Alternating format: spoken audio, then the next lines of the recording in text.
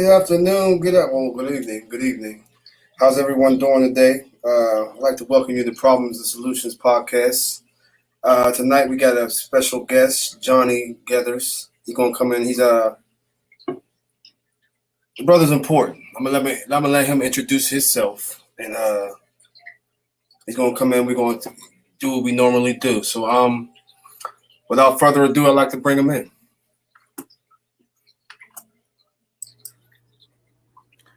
What's going on, brother? What's going on? Good evening, everybody. Good evening, everybody. I'm glad to be on this platform.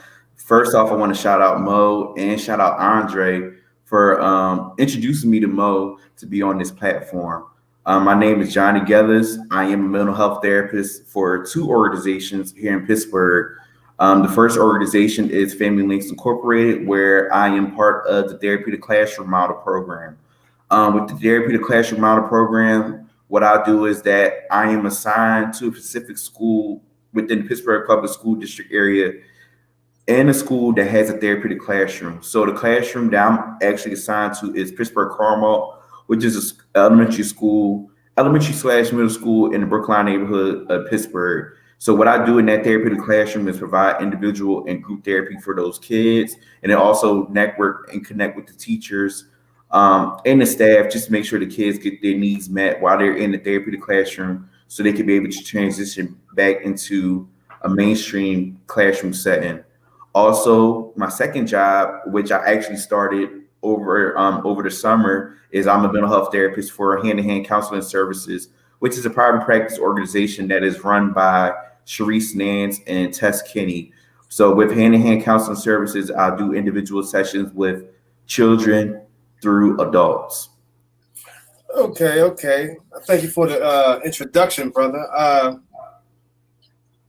So how long have you been at this? Like, as far as So overall, I've been doing this work for 8 years now. So I had got my master's. Well, I'll start from the beginning. So I got my bachelor's in human development and family studies for Penn State. And then I came here to Pittsburgh in 2011 and got my master's in social work in 2013, and since then been working. yeah, that's what's up. That's what's up. Therapy interests me.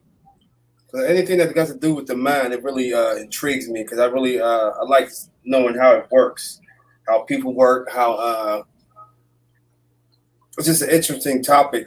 Was you always interested in it as young, or you just fell into it?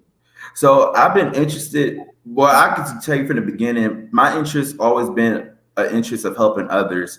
It all started when I was 15 years old, growing up in Philadelphia. When I was 15, I had my first volunteer experience working at a hospital as a candy striper. And what my role was as a candy striper was making sure that the patients are getting their needs met while they're in the hospital. So make sure that they having water, making sure that they had food, make sure that they had clean robes and things like that in the hospital.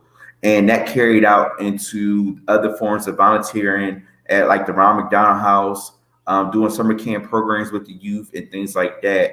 And that kind of led me into going into, college. So in college, at the time when I was at Penn State, originally I didn't thought about social work, or I didn't thought about therapy. My main thing was just the aspect of helping others. And my main thing really was I had wanted to be a pediatrician. So my change in terms of where I am today actually changed once I got into like my junior and senior year of college, when I was really deep into my major to learn more about the different aspects of what you can do within, this field of work. So once I had got like more logistics to learn about the systems of how us as individuals are not just affected within ourselves, but we're affected by our families, we're affected by our school environment, we're affected by our social environment, and how that ties into one another. That made me want to learn more about that instead of doing, direct work. So that's made me more into learning more about social work. And actually, one of my fraternity brothers told me about Pitt and the School of Social Work, and saying that how social work is so broad and you can do so much. So once I had got my research and learned more about, school of social work and learned about Pitt, that's when I said, you know what, I'm gonna have my interest in social work. And then as soon as I got into the program, my experience in terms of therapy didn't come into play until I had to do internships in order to graduate. So my love for therapy didn't really start until like my second year of grad school, where I was doing my internship at Mercy Behavioral Health on the South Side, and I was working with adults that had both that was dealing with mental illness and dealing with substance use. And during that internship experience, I was able to do individual and group sessions with those adults. And I had fell in love with doing those, doing that kind of work because I'm more so of a person that wants to be a listening ear. I'm also of a person that wants to be hands-on and direct. So my love for therapy came from out of that. But within those lines of where I am today, what started it out was my love for kids. I always wanted to help kids because I know growing up within my age range and within my age bracket, I have always had that mind state that I want kids to kind of look up to me and want kids to say that, we all go through certain things, but you could get out of this, you can make it through this or whatever. So I always wanted to, help kids, and that's what led me to where I am today, working with kids. And now I expanded my horizon with working with not just kids, but working with teenagers, working with young adults, and then even working with older adults. Okay. Question. So when you this is for the young, the teenage, and the older. Mm-hmm. So when you speak to them, I don't want you to put anybody's business out there, but like majority of what you speak, like hear about, what is the core like problem that you see, like that you can say? The core Younger, teenage, and I'm saying adult. Yeah. So I could say the core problem. Well, I don't want to say the core problem, but I want to say, but the core situation amongst the whole age, like the whole age gap, it's just the moment of being able to express themselves. So now a lot of times, especially starting with younger kids, we are so prone for kids not being able to express themselves and being able to say like how they feel, say what's on their mind. And it's kind of pushed on kids at a young age to say, okay, if you feel a certain way, brush it off. You can deal with it. You can handle it and fight through it. And whenever that's being pushed on pushed on a child, that carries over into your teenage life. That carries over to your adult life. That carries over into your adulthood, your older adulthood life, because you're so prone to being, told that you're not able to express yourself. You're not being able to say what's on your mind. You're not being able to say how you feel. And it kind of stands out. And I want to say that it's more prone. It's prone for all, genders, but I say it's more prone for males because males have been taught at a young age that we're not supposed to cry. We're not supposed to, say how we feel. We're supposed to man up. We're supposed to toughen up. But during that time when you're told those things, it carries on within your later stages of life. And that kind of hinders us to be able to develop relationships with others, to be able to develop friendships with others, to have companionships with significant others and things like that, because we don't really know how to fully express ourselves. And that's why within the work that I do with the kids down to the adults, I'm able to tell them that it's okay to express yourself. It's okay to verbalize your emotions. It's okay to verbalize your thoughts and your feelings, because the more that you hold that stuff in, you're gonna hold it in so much that you're gonna explode, and might explode at the wrong time. You'll explode at the wrong person and things of that nature. So being able to have that safe space to say it's okay to say what's on your mind and say how you feel. So is it more? Do the adults gravitate more towards it, or do would you say the kids like gravitate towards it? Because I know adults are stuck in their ways. So would you say it takes a little bit more time for adults than kids? I think it takes time for it takes time for anybody. It just depends on how open and how receptive that individual will be able to open up and express themselves. The main thing I learned, even when grad school and also even in this field, is more so towards relationships. If an individual is able to build that trust and that genuineness and that therapeutic relationship with you, they'll be open to be able to say what's on their mind. They'll be open to say how they feel. So it depends on the individual. It depends on their situation too, as well. So it carries out across the board. But I know within my experience that with kids, kids kind of have like some like you sometimes with kids you have to pull it out of them, and it depends on like the situations that they're going through, and then also even with adults too, it depends on the situation that they're going through, that you have to kind of ease their way to be able to say, okay, it's okay to open up, this is a safe space, and to vocalize certain things, because the main stigma that happens when it comes to being able to verbalize our thoughts and our emotions is that we got to keep our business in house. We was told by this ever since we was like little kids. Our business stays in house. Whatever happens in this house stays in the house, and we kind of take that, and that carries out from generations to generations. But now we got to be able to kind of break that curse and break that stigma to say it's okay to say like what's on your mind and to say how you feel. Yeah, that's true. Because holding all that in, it definitely builds anger, it builds frustration, and then it causing them to lash out at the wrong times. Mm-hmm.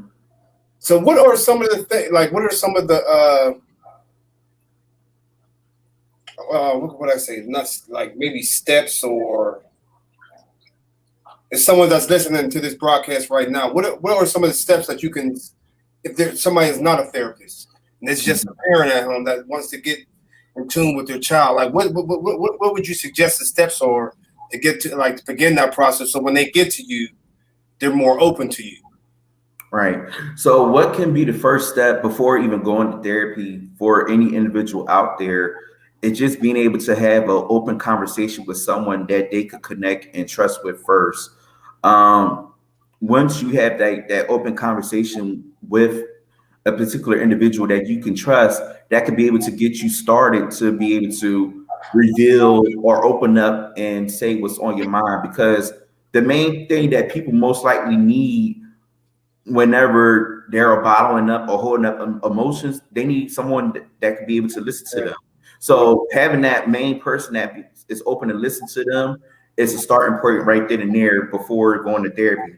Now, if the individual feels like they don't really have nobody to trust that they can talk to, or that they feel like they don't have nobody that they can rely on to be able to express their feelings or express what they're going through, that will be the time for them to say that, okay, I need, a therapist, or I need a counselor, or somebody, or a life coach to be able to talk about what I'm going through.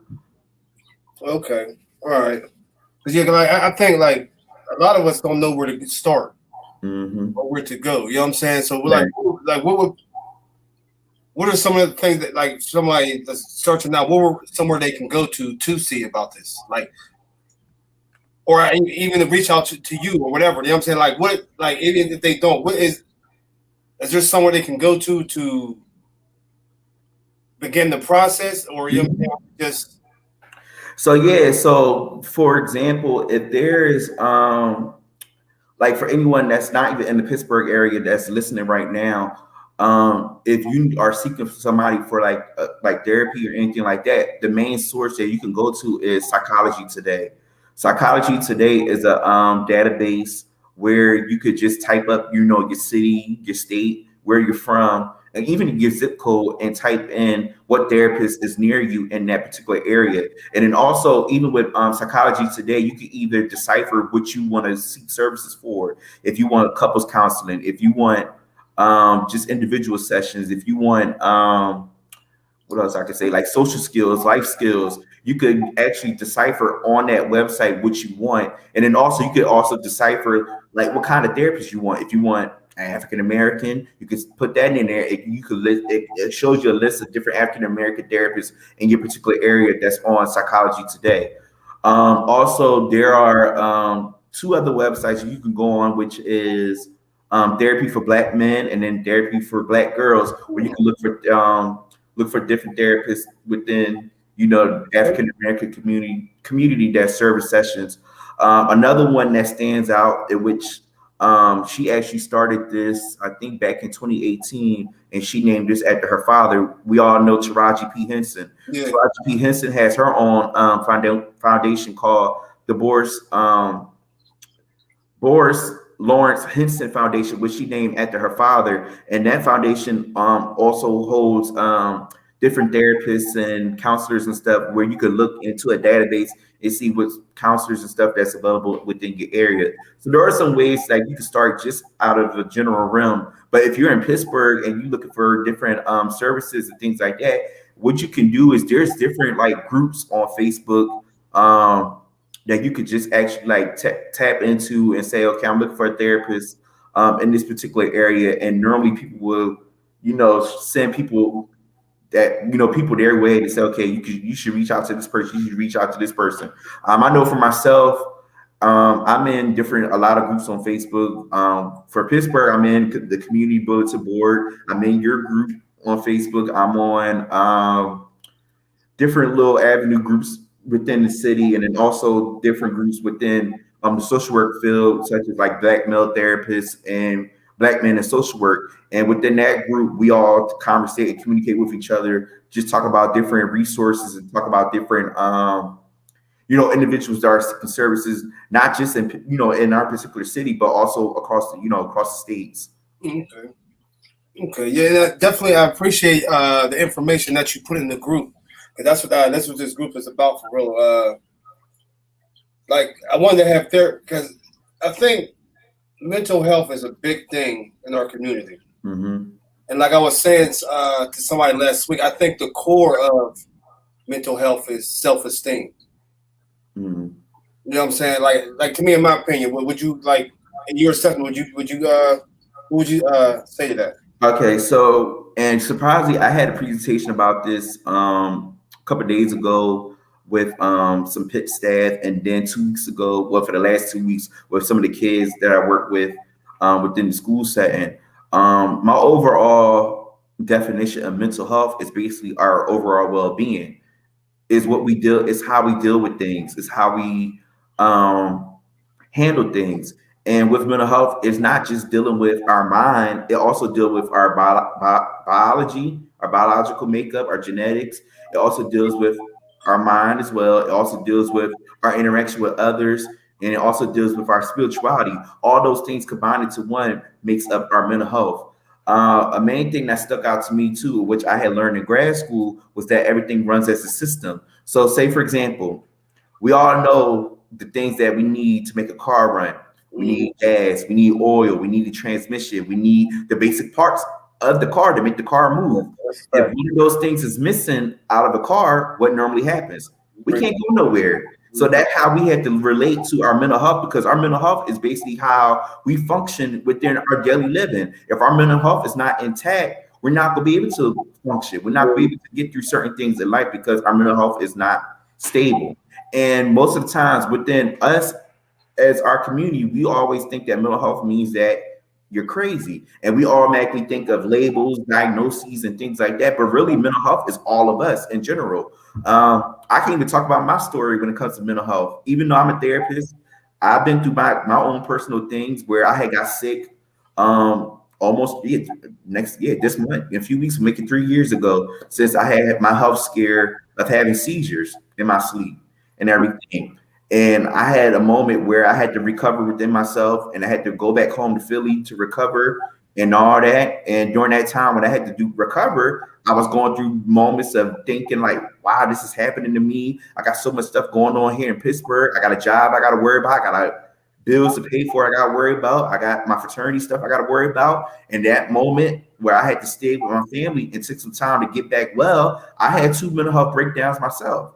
I had a meltdown where I was just questioning everything. And then I had a second meltdown when I was just releasing everything, because I was a person that was holding in some stuff within myself that I was carrying since I was a kid to being a grown man. Yeah. So that time I had to let out some stuff. And then once I got back well and stable and came back to Pittsburgh and everything to be back stable, I went back to therapy myself and everything. Because I use with my job, with Family Links, my job has an EAP program. So what that means for everyone out there, EAP is an employee assistance program. And with that program, we're able to connect with therapists to get like free sessions to be able to make sure that we're, getting stable and things like that. And I took opportunity within that, not just for one time, but I took opportunity on 4 different occasions. I took that time when I was sick to get back well. I took that time when I was going down and out, put myself down when I was failing my licensing exams to become a licensed social worker.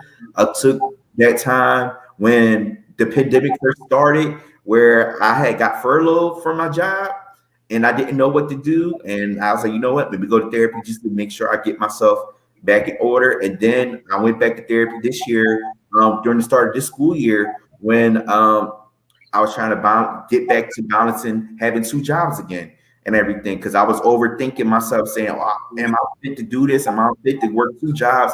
Am I fit to do all this? But then realizing once I got into therapy again, that I was just overthinking everything. And I know that I'm in this field for a reason and everything will be all right. Just take my time and do what I got to do and not relive and not rethink about what happened in the past when I had got sick and all those things like that, and just focus on present moment. Because even your field even helped you. So experience, you have a lot of experience. Yeah. You do. So you know what I'm saying? Like, so that's a good thing. I think the best teachers are one that has experience in what they're teaching. Mm-hmm. You feel me? So that's definitely that's what's up. That's what's up. So in your I want to use the right wording. In your, because it's come to say your downtime when you were going through that, what kept you grounded? During that downtime when I was, sick and trying to get through, those things. Like what was your like? Okay, I gotta, you know what I'm saying? Because it gotta be an anchor point to be like, I got it. You know what I'm saying? That downtime when I was able to like release all those things, it kind of made me stronger. It made me stronger to say, okay, I don't have to carry this baggage no more. But then also along that line, it made me stronger because I was able to open up to my family more. Because I always had that moment and that stigma, like whenever I had wanted to say something or express my feelings to either my mom, my dad, or my grandfather, I always already had that mind state to say, oh, they might yell at me, they might cuss me out and things like that, because I saw that growing up and whatever. So I was never like a person to be able to say like what it is and how it is. But now, being at the age I am today and being a grown man, now I'm open to be able to say what it is to my family and things like that. And also they are receptive to be able to, receive what I got to say and things like that. Even like with my mom, like I'll talk to my mom like almost like every day. Even if we don't talk physically on the phone, we text each other every day or whatever. And she'll check on me and say, how you feeling? And I'm like, I'm good. She's like, you sure you good? Let me know how you really feeling, because she knew how I felt when I had that meltdown. Yeah. Everything. So yeah, you definitely need that. You need that ear. Mm-hmm. I don't. It's very far and few between the people that I talk to. You know what I'm saying? So like I can relate to what you're saying as far as like having everything built up. But me, as far as me, how I keep my I'm spiritual. You know what I'm saying? Spiritual. I don't want to say religious. Right. I'm spiritual. So I rely on that a lot. You know what I'm saying? To get me through like when I'm time like, okay, sit down, reflect on this situation, and then you move forward. You know what I'm saying? Like taking that breather there, because like that initial like, oh, what am I do? What am I do? Right. Yeah. That not only kills you physically, because stress kills the body, but mentally. You know what I'm saying? So you're 2 for 1. Yeah. And so like to have that, bring it in, give me 10 seconds, let me rethink, and then move forward. You know what I'm saying? That's definitely needed. You know what I'm saying? Definitely needed. That's a good, and I think a lot of it comes from TV, for real. You know what I'm saying? Like our bravado, if I could say that word. You know what I'm saying? Like the bravado, like the manhood, because I think our perception of manhood today is tarnished. I think, you know what I'm saying? I don't think it's what, I know it's not what it's meant to be. But they do on TV, you know what I'm saying? Like, right. It's crazy. And I think we got to get back to having the right teachers teaching on the subjects that needs to be taken care of. Because everybody wants to be the guy. You know what I'm saying? But there's only specific people that's steered for that guy. You know what I'm saying? And they're the best teachers, and I think that's who we should give it to. You know what I'm saying? But we got to pick them, and get their background. Because I think that's the way to go. Definitely getting. I think kids need to express themselves. Yeah. Even with I got 2 daughters, and my my oldest, my 12-year-old, she tells like I need you to listen to me. You know what I'm saying? But you're not listening to me. You're not going to hear what I got to say. I'm like, don't want to hear it. You know what I'm saying? Sometimes all right, come on. Yeah. You know what I'm saying? Even if it's the silly stuff, because she'll come home and tell me about her class on the school. You know what I'm saying? Mm-hmm. Even though it's little kitty stuff, I can still gotta, yeah, but you know what I'm saying? Just to give her that conversation, to have that, she can come talk to me about anything. Right. And I think a lot of kids have that at home. They don't have that feeling, you know what I'm saying, where I can, you know what I mean? Right. Right.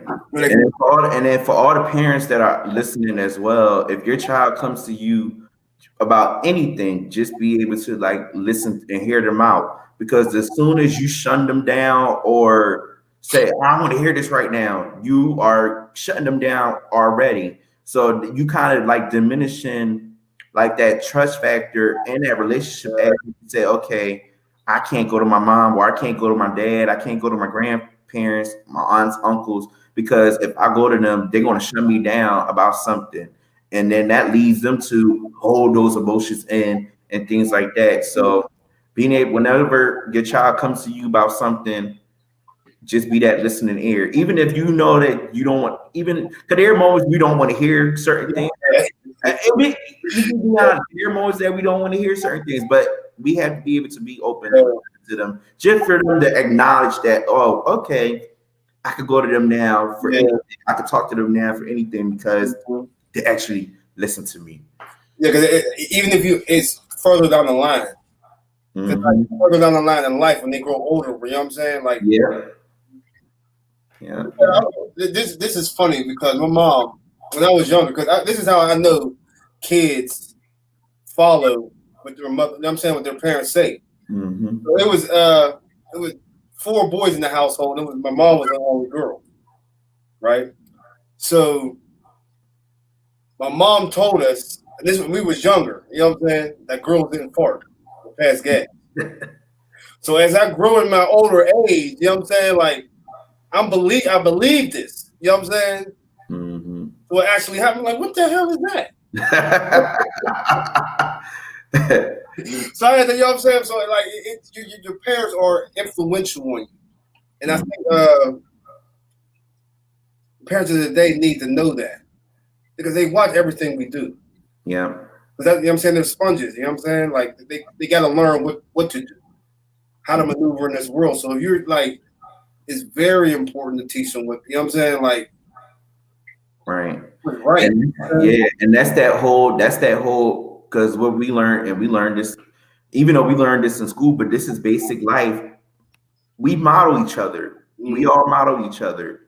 So whatever, from a child growing up, we always want to see what our parents do, what do they do, and things like that. And that started from how we identify within ourselves. That's how we start to learn more about ourselves, what we like, what we dislike, and things like that, because we look at the image of what we see in our home environment. Then we take it a step further, and then we look and see what is going on within our school environment to help us decipher what we like, what we dislike, and things like that. That's why within the whole life cycle phase, they say that teenage life is where most of the time where most teens really fully I try to identify themselves, because they try to figure out if they would either want to model what they saw at home, or if they want to become their own individual, their own self, and things like that. And then adulthood, around that time in adulthood, that's when you're supposed to already know what you want for yourself, what your goals are, what your dreams are, what you want to accomplish. and things like that. But then there's some times that we could flip flop and we could go back and forth because of certain things that we experienced in the past and things like that. And then also there's some moments where us as adults, we kind of, would do decisions and things like that. But then we make decisions, and then sometimes we think, we're like, well, how would my mom feel if I did this? How my dad feel if I did this? And that's because of the fact that we kind of idolize what we see from, back home and how we see growing up. But really, when we're at an adult age, we are able to make our own decisions and things like that. And I'm just saying that we all go through it. I go through it and stuff like that. It's just we all learn it. It's a learning, learning pattern. It's a learning thing that we all are, dealing with. Yeah, because I believe, like, cause I was on the line with somebody the other day, and he was like, I guess he went on. He was expressing something about females in general. He was just saying in general, and I had to, like, after I read it, I had to, like, I'm saying, I heard what he was saying, like but if we get to the core of why the female was like that, you know what I'm saying? Like, they said that she was harsh, she's manly, you know what I'm saying? She's all the characters, you know what I'm saying, of a female. You know how we, you know what I'm saying? So what I told him was like a lot of that of the way females are today that I feel is because dads wasn't in the house. You know what I'm saying? Like, the structure of a man and a woman in the house. You know what I'm saying? Like, and not just having just a man and a woman in the house, but teaching your kids. Because you can be in the house, you can have your mother and father in the house, and not learn nothing. It still be, you know what I'm saying? Right. You know what I'm saying? Right. I think it's a dynamic of the father teaching the kids. Either because I think, like, us males sometimes we give our sons all the game. We want to shelter our daughters. You know what I'm saying? And I think that's the worst thing to do, because it doesn't set them up for what they're going to be put up against when they get out in the real world. You know what I'm saying? So, because I was watching online, and there was this little there was this Chinese little kid, couldn't be no more than 5 or 6 years old, and he's driving a stick, like a dump, like, you know what I'm saying, an 18-wheeler. And in my head, I thought about, like, if he's that young and learn how to do it, imagine what we could teach our kids from that age. So when they become 18, how like advanced they would be to be successful in this world. I don't think excuse me. I think we teach our kids too late. You know what I'm saying? I think, like, us as black people, we wait till they get 18 and then we like, all right, go ahead. When there's a whole other dynamic of parenting, I think a lot of us maintain our kids. We don't parent our kids. You know what I'm saying? Raise our kids. We maintain them. And I think that and that messes a lot. It messes us a lot up, to me, when the father's not in the house, not teaching it. Like, because back in the '60s, that's all you seen. During Martin Luther King's era, like Malcolm X and all them around in those eras, it was a family structure in the house. It was a family structure in the house, and then after they were assassinated, it seemed like it was systematically done to separate the household. You know what I'm saying? In my opinion, I feel, you know what I'm saying? So I think we have to, like, get back to that. Get back to teaching our kids, yo. You know what I'm saying? And I'm not saying like homeschool, you know what I'm saying? But I'm teaching, like, the fundamentals of life. Like, responsibility. You know what I'm saying? Like, not ABC 1, 2, 3, but what you do when you Right. And I think too, what we need to get back to as well is just that basic aspect of communication. Because nowadays, right now, even with families, families don't really communicate as much like how they used to. Because nowadays you got parents out working not one but probably 2 or 3 jobs. Yeah. The children or teenagers are actually like teaching themselves because the parents are working and things like that. And then whenever there's a time that a family is together, it's not that much of that's not enough Yeah. time. You'll be able to like get like bits and pieces of communication, but then after that, what's next? It's back to the normal routine of all right, you doing your own thing, parents working, yada yada yada, go from there. But I think more so what needs to be brought back is the communication aspect, just having time out of out of your day just to conversate. And it don't have to be like an hour conversation or anything like that. It could be just something simple, a simple question like, "How was your day?" See how that goes. See how far that goes.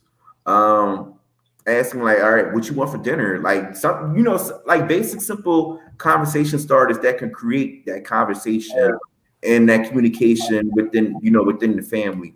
Yeah. Whatever. Because nowadays that communication piece is, it's gone and everything. And that leads to more of that aspect of how we are so prone to holding our thoughts and holding our emotions because from the beginning at that time, we don't really communicate. So, all right, why should I share my feelings or why should I talk about this if we don't even communicate off rip? So, and you don't care. They can pick up on that. They can pick up on whether you care or not. Yeah, and that's the thing. And I said this a lot too in some of my videos that I do, and I even do speaking engagements that I have been a part of. That kids read body language. Yeah. Kids read body language easy. And I learned this a lot too based on in my work environment. Kids will read body language. Like if they see that you're open and that you're caring and supportive, they'll come to you more than someone that shows that gives a bad vibe, gives bad energy. They will not want to mess with that person. Yeah, and that's true too, because I was working in the school board. And it was what was the grades? It might have been, what's it like? Maybe was this? It was elementary to 6, and the kids. I didn't treat them as kids. I treat them with respect. Mm-hmm. You know what I'm saying? So like when they came in, like. What's going on? You all right today? You know what I'm saying? Yeah. How like me just saying that. You know what I'm saying? Like, what's going on? You all right today? You chilling? You know that's what's up. You know what I'm saying? Just saying that to him. And I seen that just from that day they would come out, what's up? What's going on? You know what I'm saying? Like, come on, let's, you know what I mean? Like, and then it began into conversation. Like I'm saying, like how you know what I'm saying? So they like I definitely get what you're saying. I definitely as far as like, it can be just something like, what you doing? You all right? You all right?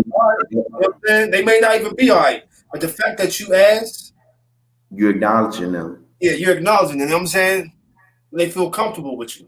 And even something simple as like, are you hungry? Did you eat something? Because sometimes some kids come to the school and don't really, food or nothing like that. So I know in my class. Well, in the therapy classroom that I'm at, we always have snacks and stuff in our room and everything. So whenever a kid said that they're hungry, even though they get like their lunch and stuff at breakfast and all that in school, and they say, okay, they're hungry, we give them a snack or whatever, because we already know that sometimes they might get nothing at home. Where they coming from, yeah. That's what it was for me. Like, the lunch lady would be like, no, they don't get nothing else. Like, I would still throw them something like here. Mm-hmm. Like, you know what I mean? Like, here, take it. Yeah. Like, just get out of here. Don't listen to her. Just get out of here. Don't let her see you taking it. You know what I'm saying? Mm-hmm. Because that's true. A lot of kids, they come to that school, like, that's the time they eat. You know what I'm saying? That's the time they eat breakfast. That's what I'm saying. And they take the stuff, you know what I mean, to the home. And like that ties to mental health. And people don't really won't see that. But like I said, all those things that we are doing as daily functioning ties to mental health. So, for example, if a child came into school hungry, didn't get food, their mental health is going to be out of whack because they didn't get the proper nutrition or they didn't get the energy from that meal that they would have to start off their day. So they're thrown off because they didn't get nothing to eat. Yeah. Once you give them something to eat, that could be able to give them the energy, get them the motivation to say, okay, I got my food, I'm gonna have a good day. Whoever, and then another add on to it, they go to a teacher or go to an adult that they have a good relationship with that continues to boost on their, boost up their day, that boosts up their mental health and stuff. Yeah, that's facts. That's facts. Yeah, it starts with the kids, yo. You know what I'm saying? Because if you can get them young, they correlate. You know what I'm saying? They avoid a lot of the shit. Excuse me. Yeah, it's all good. It's all good. We ain't canceling nobody over here. So, you know what I'm saying? So, yeah, but like, that's where it's at, yo. The kids. It's the kids, yo. Because I had a guest on last week, and she has a program that she wants to do for the girls. You know what I'm saying? Like a little mentoring program on the line, the same thing. But she said she had classes, like she was doing something in the school, and she said like you would think that they would be apprehensive, but once they got in there and the comfortability of letting their shoulders down, everything came out. And she said it was even with the boys too, like the boy. You know what I'm saying? The boy, but like it's rough as a teenager, yo.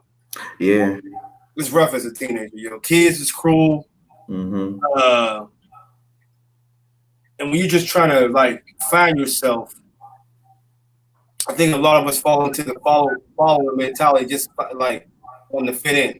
Yeah. You know what I'm saying? When to be like you're just accepted. You know what I'm saying? Right. And that's the reason why I had with Family Links and at the school that I'm at, even though I work with my kids, even the kids I work with is 1st to 3rd grade, I still work with, I still would talk with the other kids that's in the mainstream classes just to see how they're doing, because I noticed within myself, based on observation, like how the whole school, even down to the kids in my class, how everybody was going through it. Like everybody was going through something. From fights to meltdowns to someone even want to commit suicide in school and everything. And right? No. It was an 8th grader that wanted to commit suicide. But I was saying just in general, the whole school, it was going through it outside the kids that I work with. So I, reached out to the principal and I said, well, I think we need to do a mental health assembly just for them to let them know that they're not the only ones that's affected. Everybody's affected. Mental health is all of us and everything. And then also letting them know that it's okay to, talk, and it's okay to verbalize their feelings and things like that. And I even told them, all the students too, I'm like, well, even though I work with my specific kids that's on my caseload, if you see me in the hallway and if you need like advice or any like a listening ear and I'm available, I'm here, just talk to me. And since then, since those meetings, the climate did decrease when it comes to like those emotions, because now they are able to be receptive and say what's on their mind and say what's going on and stuff. I know last week I had a 4th grader that came up to me in the hallway. She's like, Mr. Johnny, I want to talk to you about something. And I said, yeah, what's up? And it was just something simple in terms of how she wanted to help her teacher out with something. And I said, well, did you talk to your teacher yet? And she's like, no. I said, do this. I said, talk to her, say what you want. The only thing you will get is either a yes or a no, but it's up to you to be confident and say what it is, say what you want to do and such. And then once she said what it was, she was able to help that teacher out. Yeah. So, yeah. I think eye contact, teaching kids eye contact too. I think that's another form of communication. You know what I'm saying? Yeah. Eye contact is big to me. You know what I'm saying? I'm teaching my daughters that too, because it keeps you engaged. Makes you feel like the other person's listening to you, but it also is a sense of a confidence builder. Yeah. You know what I'm saying? Like you're confident in what you're doing. You know what I'm saying? You're not eye contact. Firm, like girls, you know what I'm saying? It's different, but guys, that firm handshake. You know what I'm saying? and eye contact that gives that builds confidence. You know what I'm saying? Mm-hmm. I think that's essential too. Question: do you think that it's more influential for the programs you're doing to be in the school or ran by people in our community?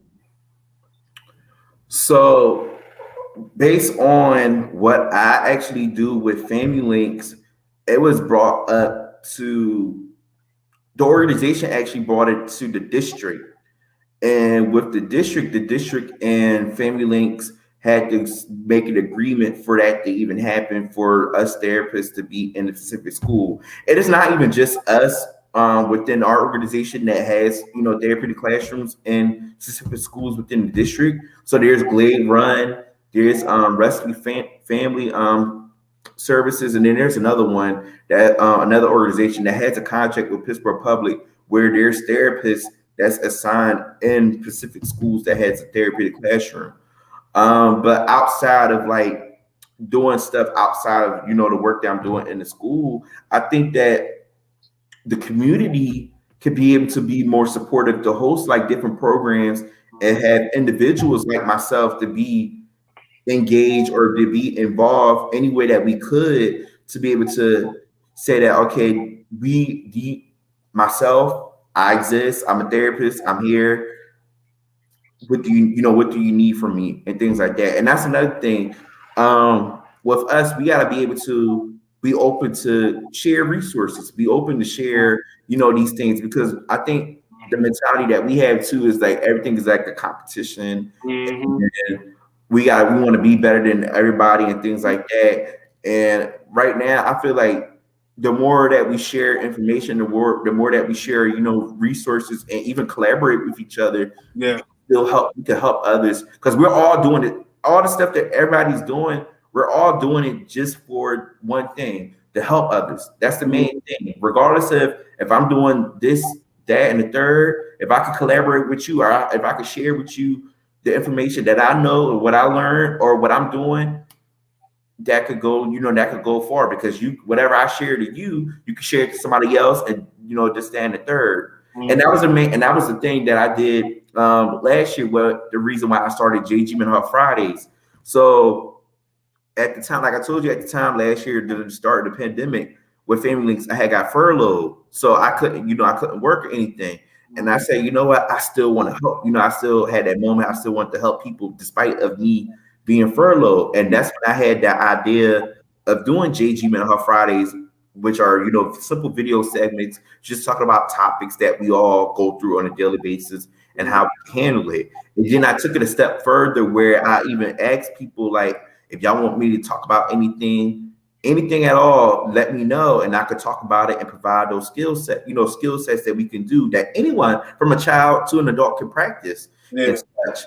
And from the response and the feedback from everybody, it just made me realize that everyone is open to receive service, regardless if they're going to therapy or not. They are open to receive basic things that they can even practice on their own and take it a step further. And now it led me to still do those videos on social media, but also it led me to doing it on YouTube and sharing it out to people, and then also having different people reach out to me about saying, well, can you talk about this? And whatever I get, I'll talk about it.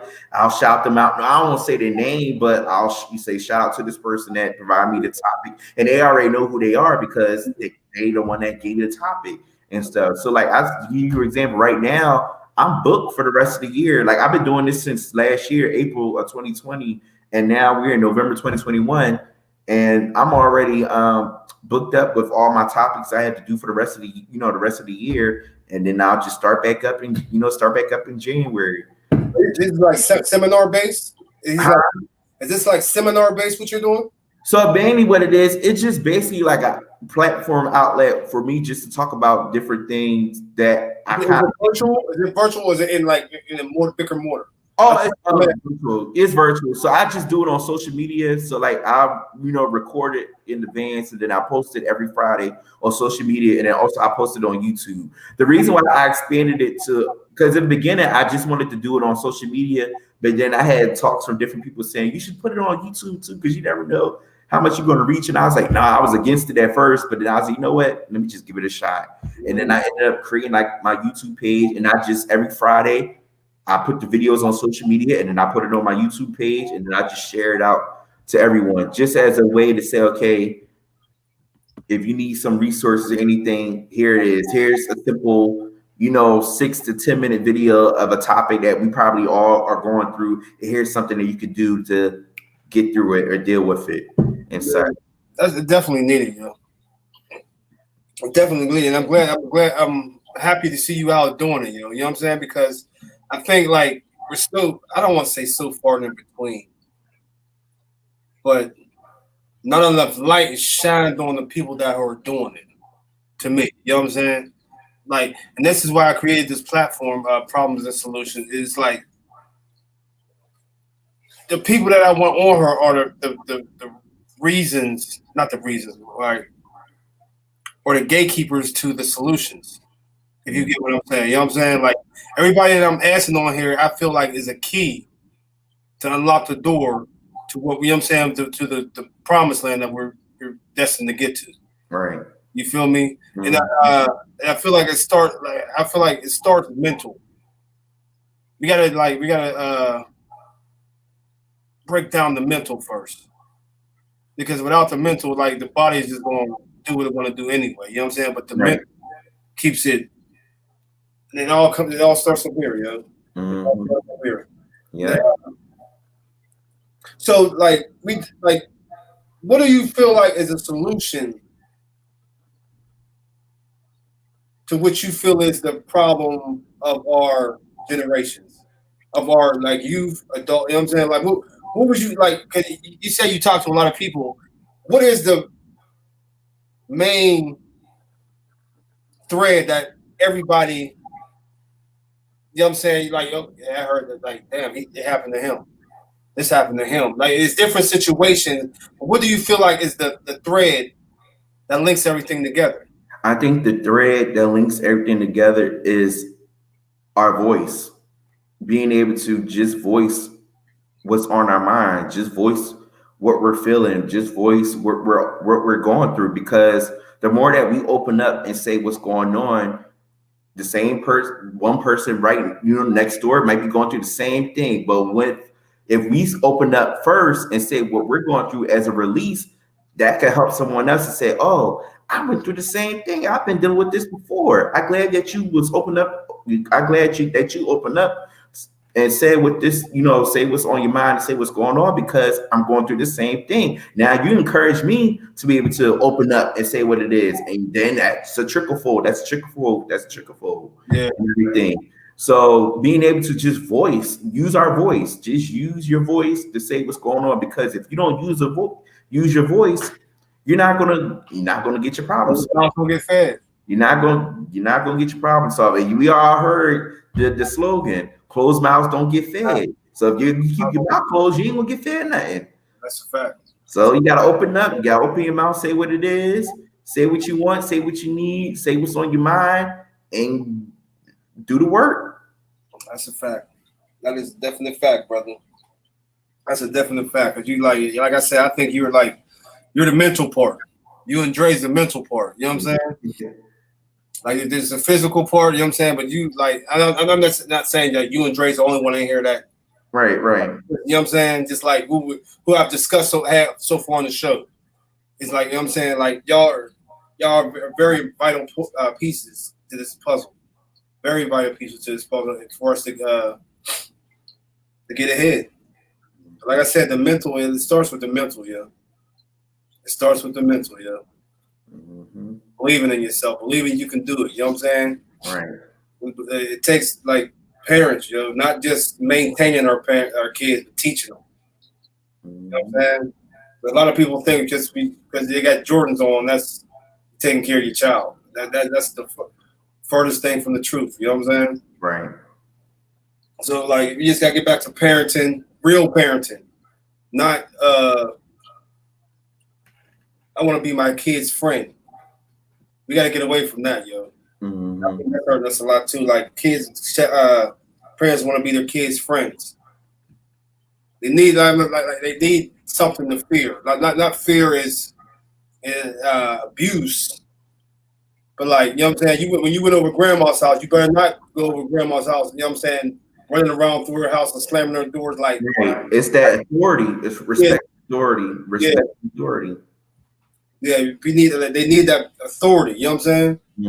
I'm not talking about physical authority, like throwing them around, but like the respect authority. You know what I'm saying? Respect the hierarchies, the boundaries. Boundaries. Yeah. Excuse me. Yeah. So I want to been on her for about an hour, brother, and I want you to again, could you just like say where they can find you at, brother? You know what I'm saying? Like where they can find your services. All right. Your social media, your where they can find you at and all that, brother. Okay. All right. So with Family Links, all you can do for Family Links is go on Family Links website, familylinks.org, and you could go in there and look at the different services that Family Links offer. With hand-to-hand counseling, you go to HIHcounseling.com and you could look at the different services that hand-to-hand counseling offers. Also, with hand-to-hand counseling, once you go on that website, you could look at the team, because on the team section of the website, you can see all the therapists that works in that particular practice. And surprisingly, I'm the only Black male in that practice for right now. We gotta change that. We gotta change that. But that's the thing. But that's another thing too with with this field of work, because most of the time, most people, we already know with social work that is female, dominated, but there's us out there, there's men out there that is, making an impact and things like that. So yeah, whenever I'm doing something that related to the work that I'm doing, I always put myself out there. I always say that, yes, I'm a therapist. Yes, I'm a Black male. I'm doing this. Been doing this since I was 23, and now I'm about to be 32. So like, I've been doing this work. That's young, bro. I've been doing this work. But those websites you could look at for those services. With me personally, you could follow me on Instagram at JG the Mastermind. On Facebook, Johnny RM Gathers. On YouTube, you can just type in my name, Johnny Gathers. And then on LinkedIn, you can find me on LinkedIn at Johnny Gathers, MSW, LSW. And then also within those social media platforms and on YouTube, like I said before, I do JG Minhuff Fridays, which I do put those videos up on those platforms every Friday, just talking about different topics that we all go through and different coping exercises that we can practice to get through, our daily living and daily life. And also, as I always say before in my videos, I always say it in my videos too, if you have any words or topics that you want me to address on those videos, you can reach out to me on those social media platforms, and I'll be putting those topics into good use for me to be able to educate others on that. Okay. Yeah. Because I definitely want to work with you on some just work with you on some stuff and put some stuff together. So like I don't want this to be the last, you know what I'm saying? Not saying it was or anything like that, but just to let you know what I'm saying, like this is what the show's about. Bringing people together, you know what I'm saying, and like finding solutions, and then because I don't want this to be a Pittsburgh thing. Right. You know what I'm saying? I want this to be like worldwide. Like, are you familiar with the Vice channel? Well, Vice channel is like they have shows on there where they go to different places and they interview people in situations that they're doing. Some people like go find like this guy just got out of jail for killing 3 people. Let me go talk to him.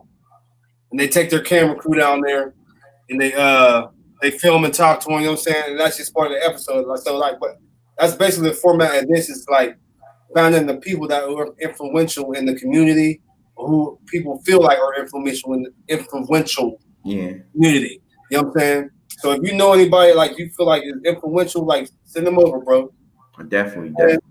So like I could get them on here. It ain't gotta be just in Pittsburgh, it'd be out of state. You know what I'm saying? Because I just interviewed my cousin. Was it last week? Yeah, last week in Georgia. So you know what I'm saying? I'm connected. You know what I'm saying? I'm connecting some things down there. So I found some people down there in Georgia and that surrounding area. that can, you know what I'm saying, like bring everybody, like this is the melting pot. Yeah. Like, everybody meet up, you know what I'm saying, like to put something together. Right? Oh, he's down in Tennessee, he's doing da da da da. Oh, you need somebody that speak on mental health. My man up in Pittsburgh, Johnny.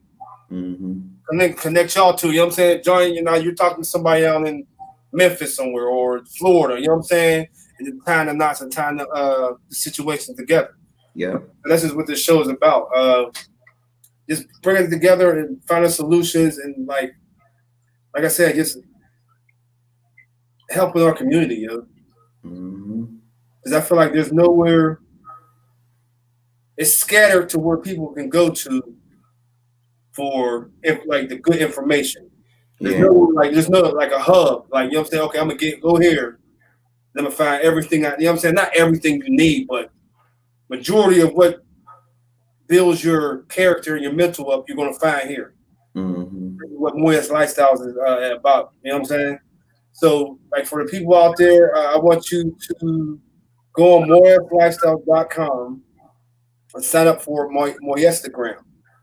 And basically, what I have for that is it's like Instagram based where you put your pictures up, but I want this to be like golden moments. You know what I'm saying? Like our achievements or goals, like we're accomplishing something. Like everything that you feel is like goal accomplished or goal oriented, put in this, you know what I'm saying, on this thing. And so somebody can go here and get positive images all the time. So you know what I'm saying? So anybody that's out there listening, MoyesLifestyles.com, go to Moyestagram, register and sign up, and start adding your photos. Let's start showing the kids like a different version of us. You know what I'm saying? So I salute you, brother. Thank you for all you do. I thank you for coming on here, and I will be in touch. I definitely will get together on some stuff. You know what I'm saying? I got some ideas that I want to do, and I think, you know what I'm saying, you can help me on them. You know what I mean? So thank you for coming through. No problem. Thank you, brother. So anything you want to add? Any last words?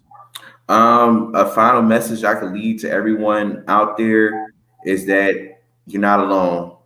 You're not alone. We're all in this together. We're all going through, even though we're all going through different things at different times and then going through different situations, it all leads to one thing because we're all are trying to, get through one thing. And like I said, we're not alone, and you're not alone in that we're all in this together. And if you feel like something is not, is bringing you down or hindering you, use your voice.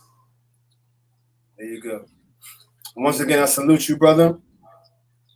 I'll catch you in a minute because you'll definitely be in touch. You know what I'm saying? Yeah. So, but I'll get at you, brother. All right. Bless evening, everybody.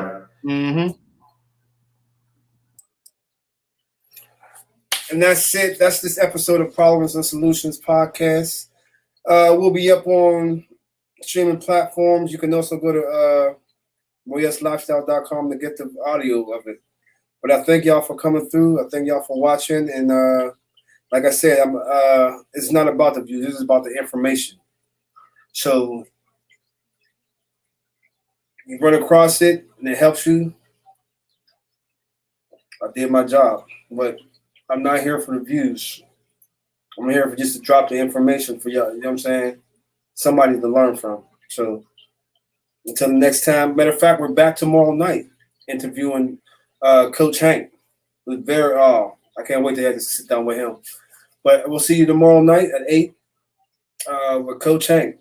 And be out of here. God bless.